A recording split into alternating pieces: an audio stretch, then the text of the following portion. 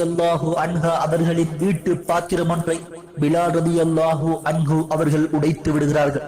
இந்த விடயத்தை ரசூலுல்லாஹி ஸல்லல்லாஹு அலைஹி வஸல்லம் அவர்களிடம் வந்து சொல்லி முறையிட்ட ஆயிஷா ரலியல்லாஹு அன்ஹா அவர்கள், யா ரசூலல்லாஹ், இந்த பிலாலிற்கு நீங்கள் அதிகமான இலக்காரம் கொடுக்கிறீர், அதிகமான செல்லம் கொடுத்து இந்த பிலாலை நீங்கள் கெடுத்து வைத்திருக்கிறீர் என்று அந்த ஆயிஷா ரலியல்லாஹு அன்ஹா அவர்களே கேள்வி கேட்கும் அளவிற்கு ரசூலுல்லாஹி ஸல்லல்லாஹு அலைஹி வஸல்லம் அவர்கள் அந்த பிலால் ரலியல்லாஹு அன்ஹு அவர்களை தனது செல்ல குழந்தை போல் அணைத்து வைத்து அனுசரித்து ஆதரித்துக் கொண்டிருந்தார்கள். மக்கா வெற்றி கொள்ளப்பட்டதன் பின்னர் கஅபத்துல்லாவிற்குள் நுழைவதற்காக ரசூலுல்லாஹி ஸல்லல்லாஹு அலைஹி வஸல்லம் அவர்கள் வந்து யாருடைய கரத்தை தெரியுமா பிடித்தார்கள்?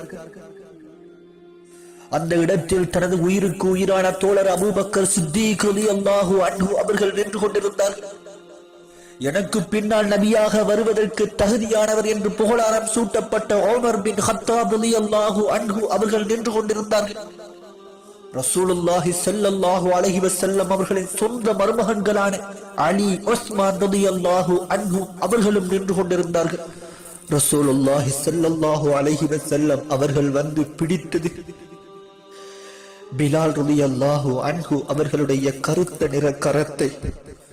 அதே மக்கா வெற்றியின் போது 10,000க்கு மேற்பட்ட சஹாபாக்கள் அந்த இடத்தில் நின்று கொண்டிருக்க, ஆயிரக்கணக்கான மக்கத்து குறைஷிகள் அந்த இடத்தில் நின்று கொண்டிருக்க, யாரை தெரியுமா ரசூலுல்லாஹி ஸல்லல்லாஹு அலைஹி வஸல்லம் அவர்கள் அந்த காபாவிற்கு மேலே ஏற்றினார்கள்?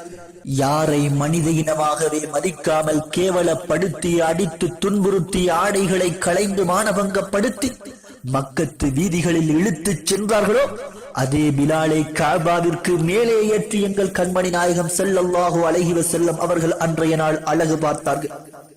அந்த காட்சியை பார்த்துவிட்டு குறைஷிகள் தங்களுக்குள் என்ன பேசிக் கொண்டிருந்தார்கள் தெரியுமா?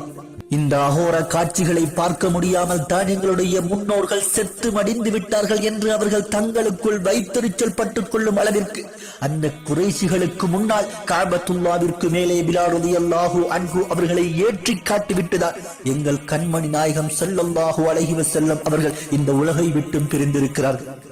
பிலால் இப்னு